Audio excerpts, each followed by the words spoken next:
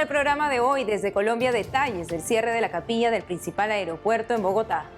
Sobre Nicaragua, en video de archivo, un joven sacerdote, Rolando Álvarez, cuenta el acoso del sandinismo a San Juan Pablo II, que hoy como obispo él mismo vive.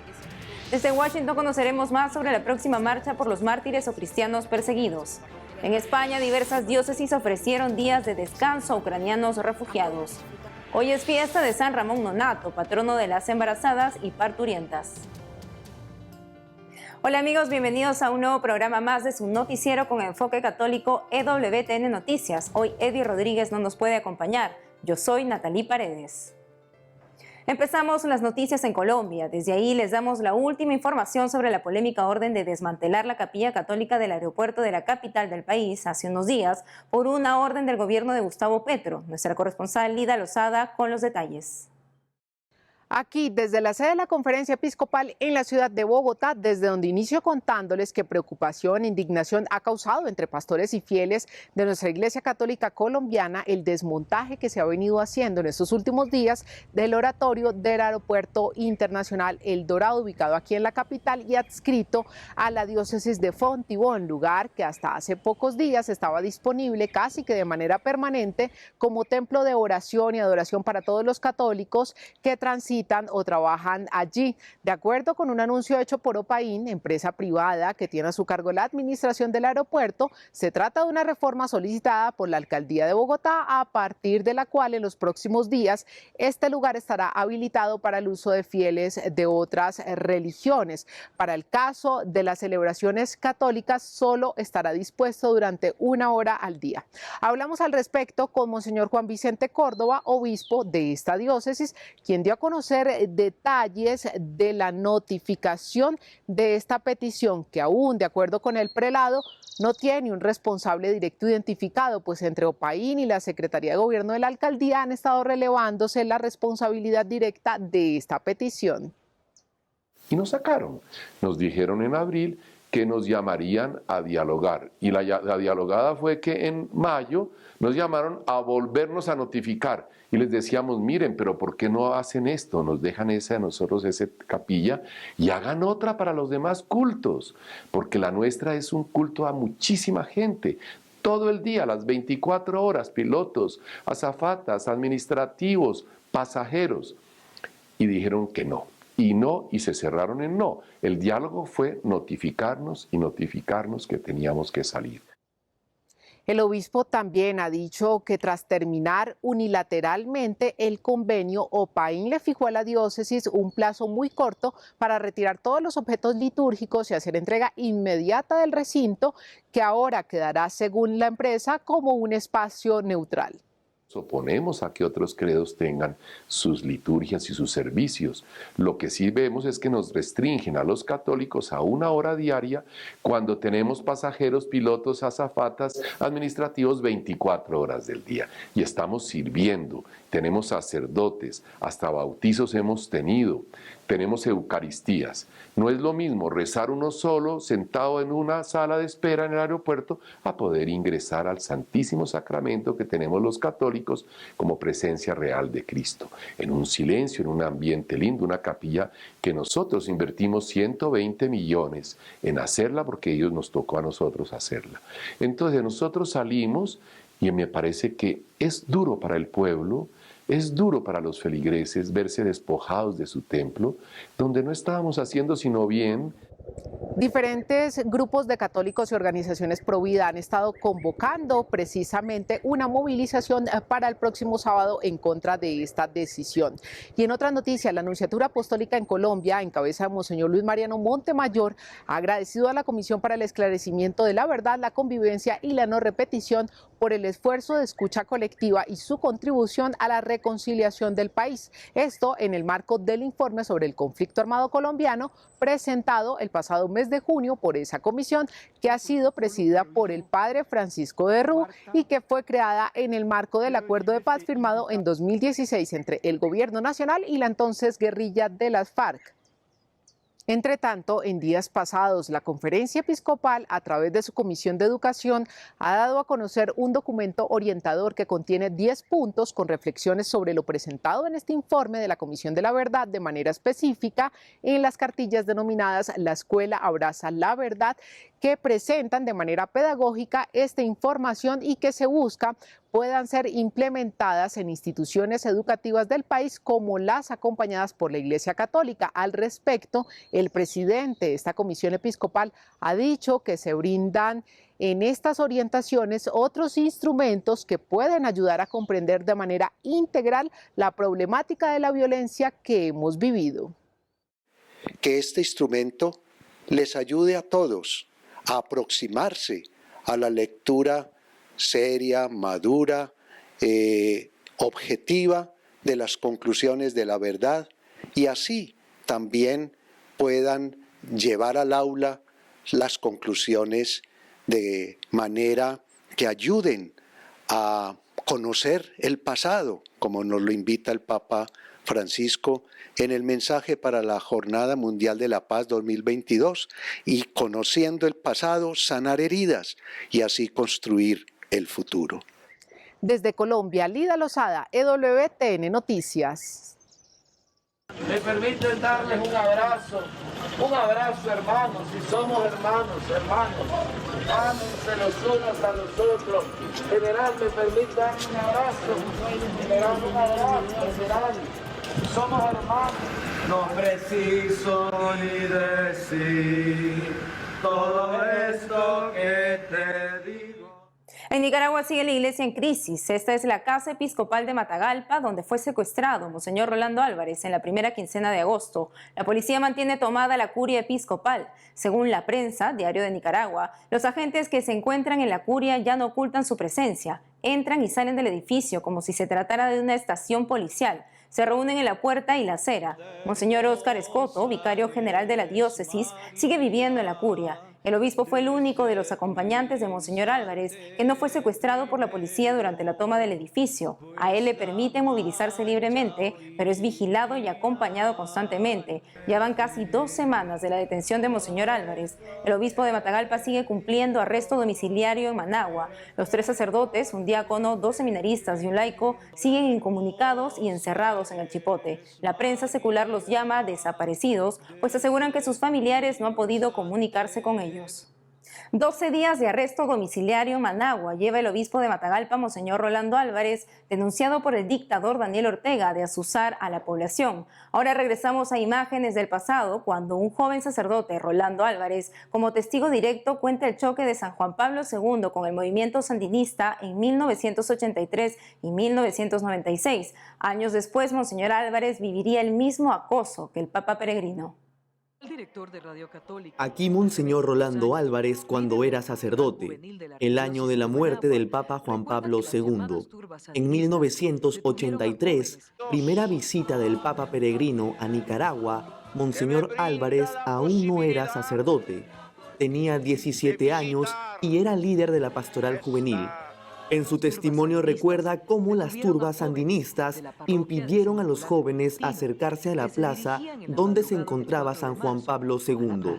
Nuestra primer parada la hacemos en el Cristo Rey, en el Colegio Cristo Rey, porque ya el ambiente está un poquito ofuscado. Nosotros comenzamos ya a escuchar gritos, consignas de aquel entonces, y eso nos hace detenernos ahí un momentito. Es decir, es que sí eran las turbas, pues, pero ellos no nos dijeron somos los sandinistas. Rolando Álvarez participó en la Santa Misa, en la que el movimiento sandinista no dejó dar su homilía con normalidad al Papa Juan Pablo II. El joven Álvarez llevó las ofrendas. Pero la cuestión es que tipo 10, 11 de la mañana es que logramos entrar a la plaza, cuando ya toda la primera parte de la plaza estaba ocupada por gente que llevaba las banderas rojinegras, pues, y a las cuales no se les miraba ninguna devoción. Ese es el hecho histórico, es el dato objetivo. Es decir, allí no es cuestión de análisis, esa no es cuestión de juicios, esa no es cuestión de deducciones, es un hecho histórico, un dato objetivo que lo registran las cámaras de televisión también.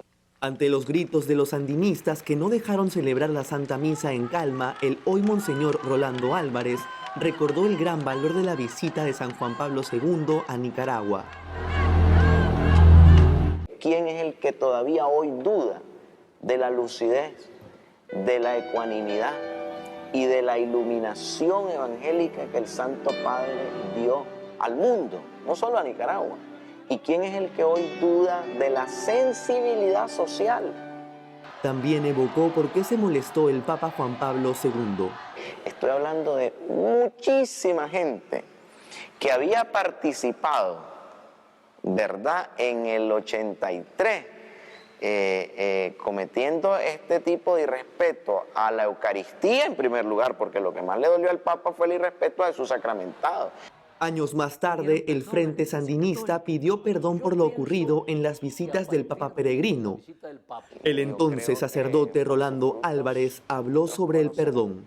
Hay que distinguir el perdón. No nos confundamos. El cristiano tiene que perdonar. Sí, por supuesto. ¿Y cómo vamos a vivir con un peso de falta de perdón? Monseñor Álvarez tuvo de cerca a San Juan Pablo II.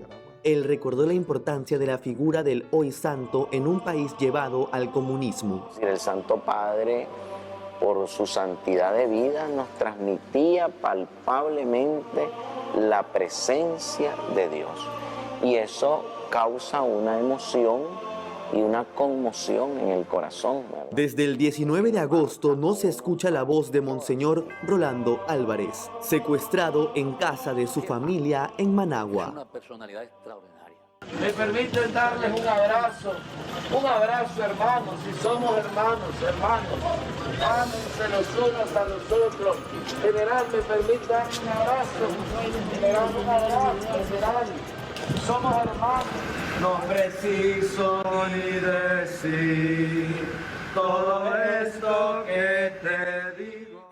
Las noticias ahora desde Roma. En la audiencia general de este miércoles 31 de agosto, el Papa Francisco comenzó una nueva serie de catequesis, esta vez sobre el discernimiento. Escuchemos sus reflexiones. Queridos hermanos y hermanas, hoy iniciamos un nuevo ciclo de catequesis sobre el tema del discernimiento. Jesús nos lo presenta con imágenes de la vida ordinaria. El hombre que trabaja en el campo, los pescadores que seleccionan los peces. Estas parábolas nos presentan el discernimiento como ejercicio de la inteligencia y de la voluntad, en el que también se involucran los afectos. El hombre, al haber encontrado el tesoro, se llena de alegría y por tal motivo, habiendo sopesado bien la situación, vende todo lo que tiene y compra el campo. Es muy importante aprender a discernir, porque cada acción que realizamos, especialmente en los momentos cruciales de nuestra vida, tiene consecuencias trascendentes para uno mismo, para los otros y para el mundo. Así aprendemos a conocernos y a conocer y amar lo que es bueno en cada momento. Dios quiere que ejercitemos la libertad que Él mismo nos ha dado, construyendo nuestra vida con cada decisión, lo que se convierte en una tarea exigente. Él nos sostiene en este camino y quiere ser amado desde la libertad y no imponiendo su voluntad. El Papa Francisco abordó el rol de los laicos en la Iglesia en el segundo día de las sesiones de trabajo con los cardenales del mundo en Roma. Conozcamos los detalles. Gloria Patri, et Filio et Spiritui Sancto.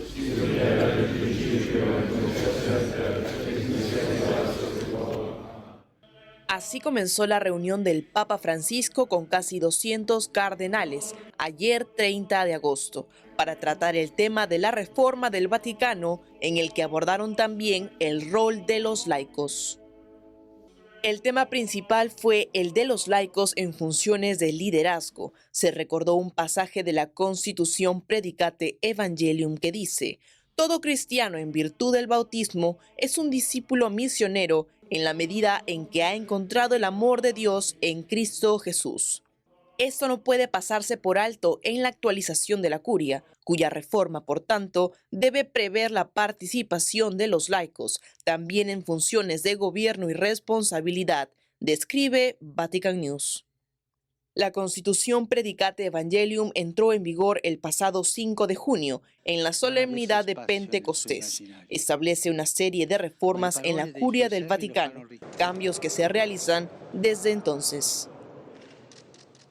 Ahora les contamos que el sábado 24 de septiembre el National Mall en Washington, D.C. acogerá la tercera marcha anual por los mártires cristianos perseguidos en todo el mundo. Para conocer cuál es la realidad de la iglesia perseguida en la actualidad, nuestro compañero Eddie Rodríguez entrevistó a Gia Chacón, fundadora y presidenta de la Marcha por los Mártires. Gia, ¿qué se espera lograr con la tercera marcha anual por los mártires? Esperamos que cientos de cristianos de todas las denominaciones, en su mayoría jóvenes, se reúnan en el National Mall como una sola voz por la iglesia perseguida el 24 de septiembre. ¿Por qué los cristianos sufren persecución? Los cristianos sufren persecución por varias razones, pero las dos principales causas son el extremismo islámico y el nacionalismo extremo. En cuanto al extremismo islámico, este puede estar en las manos de grupos islámicos radicales como ISIS. Lo vimos en el Medio Oriente, Irak y Siria. El nacionalismo extremo es lo que sucede bajo los gobiernos comunistas. Vemos esto en China, Corea del Norte, donde el gobierno está persiguiendo a los fieles. ¿En qué países del mundo son más perseguidos los cristianos? En este momento vemos cómo en Nigeria viene dándose un genocidio contra los cristianos. Esa es la persecución más violenta en contra de cristianos. Está sucediendo en Nigeria, donde hemos visto a miles de ellos asesinados solo este año. También vemos un genocidio y persecución cristiana en el Medio Oriente y especialmente en China en los últimos 5 años. Gia, ¿qué opinas sobre la situación de los sacerdotes apresados en Nicaragua por el gobierno de Daniel Ortega? Es absolutamente devastador lo que le está sucediendo a sacerdotes y obispos en Nicaragua. Tenemos que prestar atención. Todo fiel católico debe alzar la voz, abogar en su nombre y orar por los fieles que sufren. Yo estoy agradecida por el testimonio y la fuerza de sus sacerdotes.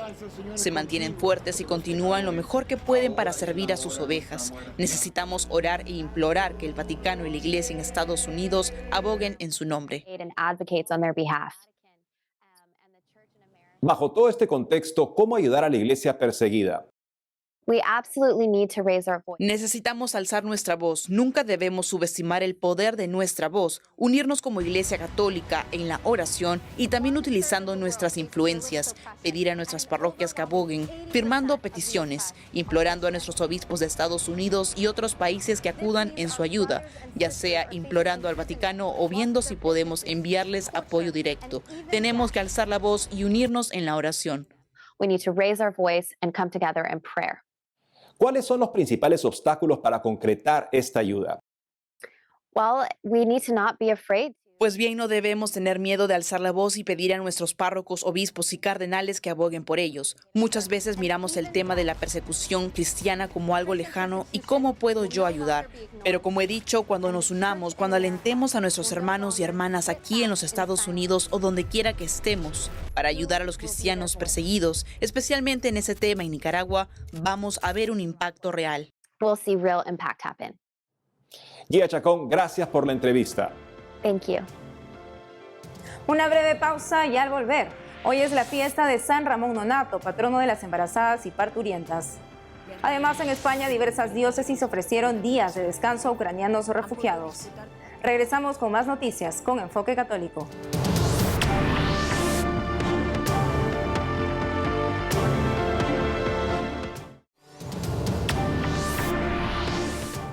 Nancy Pelosi, presidenta de la Cámara de Representantes y considerada la mujer católica más poderosa de Estados Unidos, calificó de pecaminoso limitar el aborto, en abierta contradicción con la enseñanza de la Iglesia. Usó esa palabra en un panel el Día de la Igualdad de la Mujer el 26 de agosto pasado. Pelosi, del gobernante Partido Demócrata, dijo que el hecho de que este sea un asalto tal contra las mujeres de color y las mujeres, las familias de bajos ingresos, es simplemente pecaminoso, es pecaminoso. ¿Qué le hubiera dicho San Ramón Nonato, cuya fiesta recordamos hoy? Conozcamos la vida del santo. El 31 de agosto se celebra a San Ramón Nonato. Ramón significa protegido por la divinidad y se le llama nonato, es decir, no nacido, porque nació después de morir su madre. Ella murió durante el trabajo de parto y después de su muerte se dieron cuenta que el niño estaba vivo y le hicieron cesárea para que pudiera nacer. Por eso, es el patrono protector de las mujeres que están esperando un bebé para que nazca sin problemas. Ramón nació en España en 1204. Muy joven, entró en la congregación de padres mercedarios que se dedicaban a rescatar presos que los mahometanos o musulmanes habían llevado presos a Argel. Pocos años después de haber entrado de religioso, fue enviado con una gran cantidad de dinero para rescatar a quienes estaban esclavizados por los musulmanes en África. Cuando se le acabó el dinero para dar el rescate, se ofreció él mismo a quedarse como esclavo con tal de que libertaran a otros presos. Como entre los musulmanes está absolutamente prohibido hablar de la religión católica y Ramón no paraba de hablar de Dios, sus carceleros se enojaron porque con su predicación lograba que hasta algunos mahometanos se hicieran católicos. Para que no predicara, le dieron terribles tormentos y lo azotaron muchas veces hasta dejarlo casi muerto. Pero, como él no se callaba, le amarraron la cara a una correa a la que le pusieron un candado. Así ya no podía hablar. Solo abrían el candado cuando le daban de comer. Como premio a su labor, el sumo pontífice Gregorio IX lo nombró cardenal, pero San Ramón siguió viviendo humildemente como si fuera un pobre e ignorado religioso. Murió a la edad de 36 años en el año de 1240. Este mes en México, un artista expuso una escultura que muestra al Papa Francisco arrojando un bebé al piso y riéndose. Esto causó gran controversia y rechazo no solo en este país. Conozcamos los detalles en la siguiente nota. La escultura que ven en pantalla es parte de una obra titulada Chao Tradición, que pertenece al chileno Pablo Maire. En la primera escena se ve al Papa Francisco elevando a un bebé, con la vista puesta en lo alto, mientras que en la segunda el Santo Padre parece haber soltado al bebé que cae hacia el piso.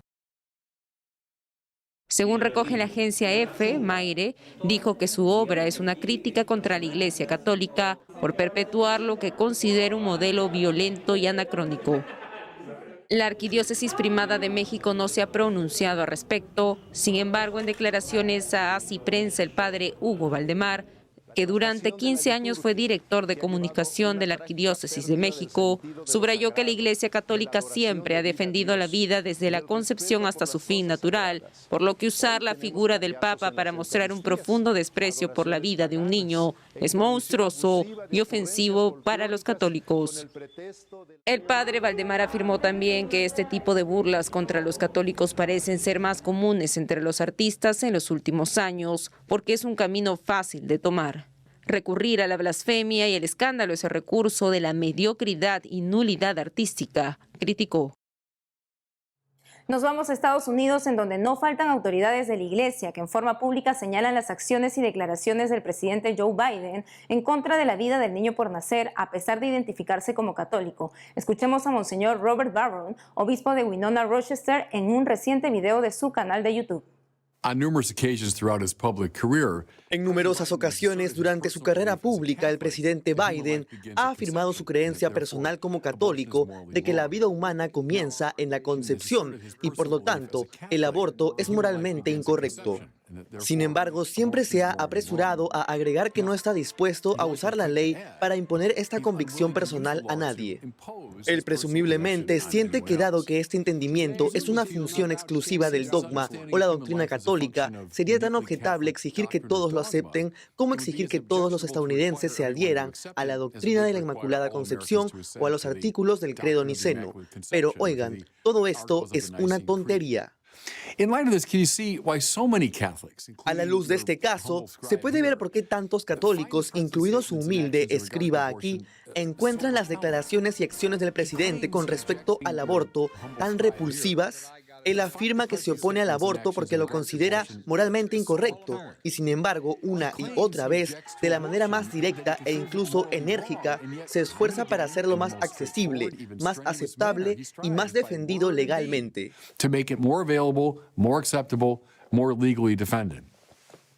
El Vaticano destacó este martes los adjetivos del Papa Francisco para señalar su condena a la guerra entre Rusia y Ucrania. La tildó como moralmente injusta, inaceptable, bárbara, insensata, repugnante y sacrílega. Es la primera vez que oficialmente la Santa Sede dice que la guerra en Ucrania fue iniciada por Rusia. Mientras tanto, el apoyo a los ucranianos se hace sentir en España, donde decenas de refugiados ucranianos acogidos por diversas diócesis disfrutaron de algunos días de descanso durante el verano en este país. Aquí los detalles. Entre julio y agosto, cerca de 200 ucranianos acogidos por familias de Madrid disfrutaron de unos días de descanso en un poblado a unos 80 kilómetros de Santiago de Compostela. Es una iniciativa de Cáritas Madrid para paliar el sufrimiento de la guerra. Decenas de refugiados ucranianos son acogidos por las diócesis españolas. En estos 16 días, os habéis hecho nuestra nueva familia para nosotros. En todo este tiempo, hemos sentido vuestro amor, apoyo y soporte. Los días que estuvimos juntos con vosotros han pasado muy rápido y estaban muy llenos. Diversos eventos, emociones y impresiones. El descanso al lado del océano se volvió inolvidable para todos. Porque muchas personas vieron el océano por primera vez. Las noches mágicas de cine al aire han disfrutado tanto como los niños y los adultos. Gracias por vuestra amistad, por vuestro corazón sensible. Palabras amables y una maravillosa carga de energía y alegría. Gracias por vuestras sonrisas sinceras. Por su parte, la Archidiócesis de Granada también acogió otros grupos de refugiados en las últimas semanas en su casa de espiritualidad Seminario Sierra Nevada. La Archidiócesis de Granada anuncia que en septiembre reanudará la entrega de material humanitario a Ucrania. Amigos, hemos llegado al final del programa. Ha sido un gusto estar nuevamente con ustedes. Ya saben que pueden seguirnos en nuestras redes sociales y en wtnnoticias.com. Hasta mañana.